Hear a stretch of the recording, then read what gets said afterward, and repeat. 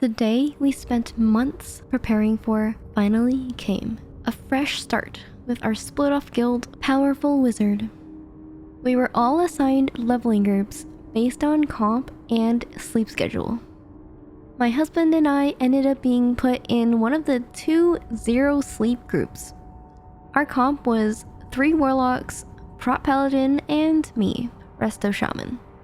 It was a nightmare for us compared to the other group with 2 mages because the only source of AoE in our group was Hellfire. You can imagine how much I had to spam chain heal while my group was spamming life tap and Hellfire non-stop. 30 hours later, we finally reached level 70 and only got to sleep for 2 hours before our GM woke us up to step right into Karazhan. Since my GMs and my group were the first to hit level 70, our job was to start the Kara attunement and race immediately. We didn't practice specifically with this comp because the plan was to just go in with our first max level players, but everything was still going pretty well until we got to Nightbane. There was another attunement that we needed to do, and most of my group was way too tired to keep going because we never even opted in for the 0 sleep grind. However, once my GM's group finished the Nightbane attunement a few hours later, we got called in again to finally do the boss. It took us a while and we only had 9 people available at the time. But after 2 hours of attempts, we finally killed it and claimed the world 8th Nightbane kill. A few days later, the rest of the guild that went to bed at regular hours was finally starting to hit level 68 to 70-ish, and we claimed the Realm First Gruul and Mag. After the race, we continued to work towards building up our 5 splits that we had planned for since Nax, and a few weeks later, we actually reached our goal on top of doing 12 Karas a week. All this work was to prepare for the first real 25-man raid in the next phase, SSC TK. However, our GM eventually burned out and got busy with IRL. He ended up quitting by the end of phase 1. Many of the players who initially signed up to be part of Powerful Wizard also ended up burning out and quitting because Tier 4 was simply too boring. This left us in a pretty dire situation because Tier 5 was launching soon, and as a guild who was supposed to compete for Realm First, we were now more than ever underprepared. Our GM held his last guild meeting and discussed what was going to happen with the guild, and that is when I stepped up to take it over. When I started playing TBC, I promised myself that I would finish the expansion, and my goal was to experience Sunwell Plateau and kill Muru, so I desperately wanted to keep the guild alive. I could have just joined another guild, but then it wouldn't feel the same not playing with the same community of players I had been with all through vanilla. We voted on a new guild name, and there it was. Frog was formed. The only other person who was willing to help me was, of course, my husband. So he became the raid leader, and I handled the admin side of things, such as making assignments, rosters, recruiting, and all the important decisions leading the guild into the right direction. Don't top raid yet. Let weapon get threat. Sushimi have threat. Careful. Half of the players from the broken up guild stayed with us. And after recruiting a few more, we managed to assemble around 30 players, enough to fill 1 raid team. At this point, we were only a few weeks out from Tier 5, and we had to be very efficient with our PTR practices. Since we didn't have the time to practice TK, we focused on SSC, and actually ended up getting Horde First Vash on the server. However, we didn't know that Warcraft log progression rankings were going to combine both raids in the Realm First race, and because we didn't prog TK, we didn't get a good overall ranking. After our first race as Frog, I just wanted to expand our guild because I thought having a larger roster like we did in vanilla would help us become more successful, so I started to form a second team. At first, it was filled with mostly alts, but as I eventually recruited enough players to fill the spots, it ended up becoming its own team. I also kept running my GDKPs on the side to earn gold for our guild bank and use it as recruitment for our guild. Everything was going well, except that we still hadn't gotten the results that we wanted. Once tier 6 came along, we got the guild to practice on PTR again. We actually put in a lot more time compared to the previous tier, because now we had a better idea of how much time we needed to learn the fights.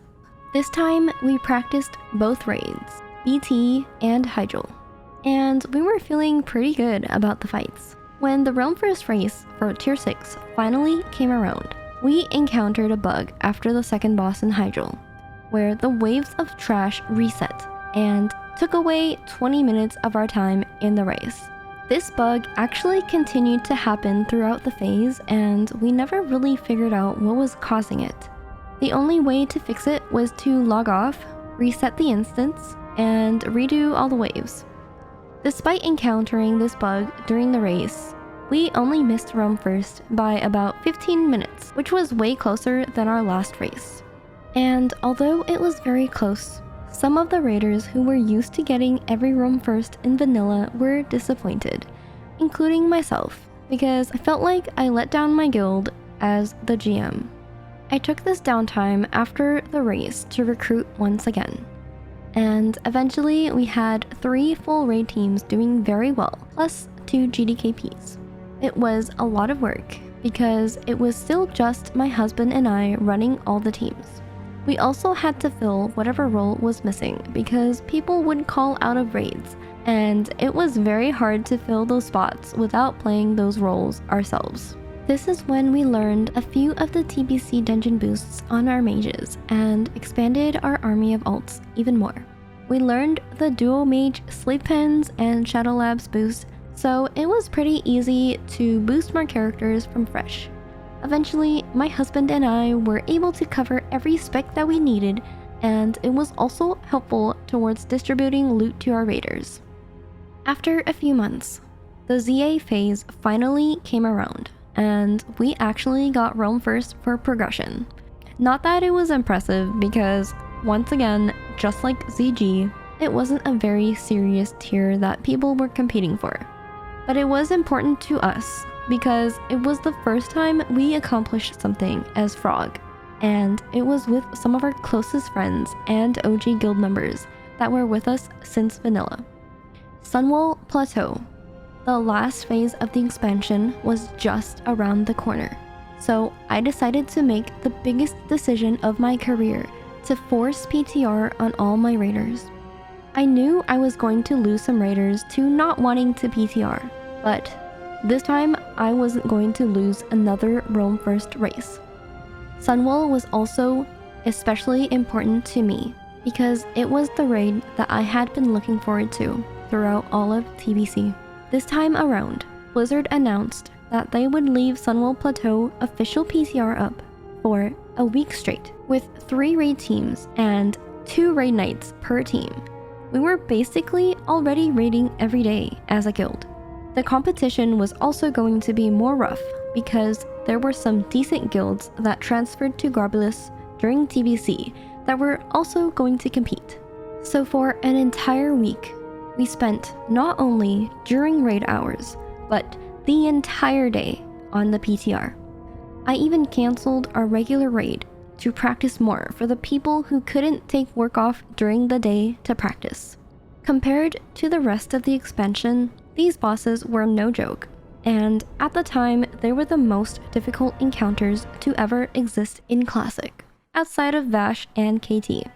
We probably spent over 100 pulls on Maru, which sounds kind of ridiculous, but this was when there were no updated guides on how to do the fights, and we had to figure out every single detail on our own. A lot of these pulls were also for me and my husband to learn how to lead these fights because it was also our first time doing them. We had to come up with creative ways to deal with meeting the DPS checks and keeping the tanks alive while being undergeared. One example was on Maru. My husband played Aflog and manually put Siphon Life on each melee ad as it came in, just so our tanks wouldn't die. Since I had experience playing every healer spec, I was constantly trying to optimize the role of each healer to min-max our throughput as a group. Sunwell was a very healing intensive raid compared to previous tiers, and every optimization mattered.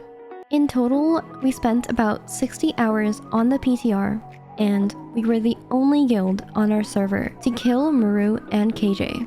At the start of the race, it wasn't looking too good for us because we were fumbling on Brutalis, the second boss. However, once we killed it, we caught up to guilds who were struggling on Muru and KJ. We killed the Eridar twins in 3 attempts, Muru in 6 attempts, and KJ in just 4 attempts. Let's go. Burn it, burn it, burn it. Let's fucking go, guys! Server first? That is first. The other group is Server fucking first. Server first. So finally, after a year of rebuilding the guild from the ground up and people giving up on us, we were the most unexpected guild to achieve Realm First Sunwell Plateau. It meant a lot to both me and my husband because neither of us had prior experience leading or playing WoW before Classic, and we had to learn so much to get to this point. This wasn't how I imagined TBC was going to be, but it was definitely the highlight of our WoW career, and I will never forget that feeling. Ever since the win, we felt like we were finally back on our feet. I don't regret that I made such a memorable accomplishment throughout the expansion because I feel like I grew a lot as a player, and it wouldn't have happened if I didn't take on this role. But it just seemed like people in our guild were not really interested in being hardcore. Most of them were forced into this environment, and this was when I started to realize that no matter how hard I tried to push for something, there will always be a mixture of people who aren't on board with it. I no longer had the drive to keep running the guild. It just didn't feel right, trying so hard to push for something that other people may not necessarily care about. However, just a few weeks before the Wrath pre-patch, my former GM announced that he was coming back to the game. It was so shocking that I didn't know what to do. I wanted to play Wrath, but I didn't want to lead the guild anymore.